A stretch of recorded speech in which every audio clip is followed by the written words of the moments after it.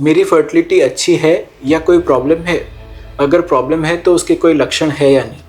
तो आज हम देखेंगे ऐसे 5 लक्षण जो हमें संकेत दे सकते हैं कि फर्टिलिटी में कुछ प्रॉब्लम है। फर्टिलिटी एक ऐसी प्रॉब्लम है कि जिसमें हमें हमेशा कोई संकेत नहीं होता, सिर्फ टेस्ट और उसके बाद ही पता चल सकता है कि क्या प्रॉब्लम है। बट अगर ये संकेत है तो आपको शायद फास्टर ट्रीटमेंट की ज़रूरत हो सकती है, तो इसे इग्नोर मत कीजिए। मैं हूं doctor Parth Bavishi, director Bavishi fertility institute group of IVF clinics. Ovulation या स्त्री बीज बनना एक बहुत ही महत्वपूर्ण चीज़ है कि जो हमें डायरेक्टली और इनडायरेक्टली ओव्यूलेशन ठीक से हो रहा है या नहीं हो रहा कई तरह से पता चलता है। तो पहला संकेत ये हो सकता है कि माहवारी में कुछ प्रॉब्लम हो। अगर आपके पीरियड्स जल्दी आते हैं या शॉर्ट साइकिल्स है तो ये एक संकेत हो सकता है कि अंडे कमज़ोर हो रहे हैं, उसकी संख्या कम हो रही है। संख्या पहले कम होती है और क्वालिटी बहुत बाद में कम होती है। तो संख्या कम होना एक बहुत कॉमन रीज़न अब हो रहा है।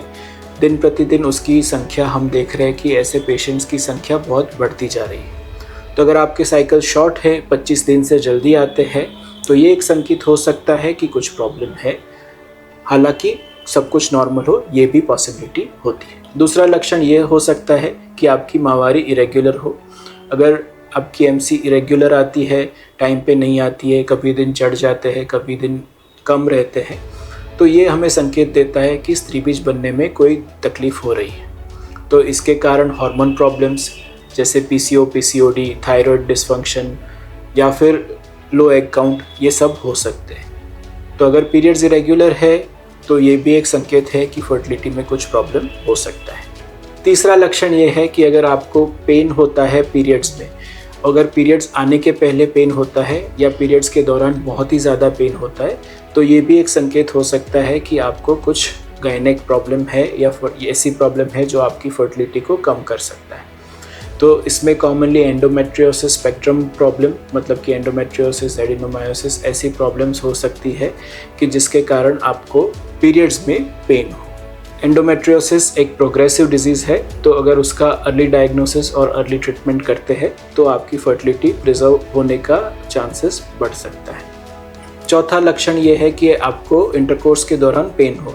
तो अगर आप संभोग करते हैं तब आपको पेन होता है, तो ये एक लक्षण हो सकता है कि आपको कोई फर्टिलिटी प्रॉब्लम हो सकता है। जो पेन अगर ऊपर ऊपर होता है, लोअर साइड वजाइना में होता है, तो ये पेन नॉर्मली इतना प्रॉब्लम वाला नहीं है।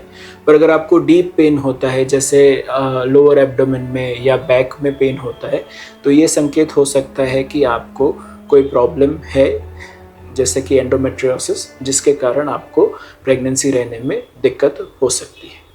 पांचवा लक्षण यह है कि अगर आपको संभोग के दौरान बहुत ज़्यादा ड्राइनेस रहती है, तो ये भी एक लक्षण है कि आपको हार्मोन डिस्टर्बेंसेस हो सकते हैं, आपकी बॉडी में एस्ट्रोजन लेवल कम है या दूसरे प्रॉब्लम्स हो सकते हैं कि जिसके कारण ये आपको फेस हो रहा है। Vaginal dryness early part of period में होना या लेट पार्ट ऑफ पीरियड में होना कॉमन है, बट अगर मिड साइकिल में हो रहा है, जिस टाइम पे आपका एस्ट्रोजन लेवल पीक पे है, तो ये डेफिनेटली एक साइन है कि शायद कुछ प्रॉब्लम हो सकती है। जैसे मैंने पहले भी बताया, बहुत ही इम्पोर्टेंट है कि हर एक प्रॉब्लम के लक्षण नहीं होते। तो अगर आपको प्रेगनेंसी रहने में डिफ़िकल्टी होती है तो कंप्लीट डायग्नोसिस वर्कअप करना बहुत ही ज़रूरी है। आशा रखता हूँ ये वीडियो आपके लिए हेल्पफुल रही होगी। ऐसे ज़्यादा इन्फॉर्मेटिव वीडियोज़ के लिए हमारे चैनल को लाइक कीजिए और सब्सक्राइब कीजिए। Thank you.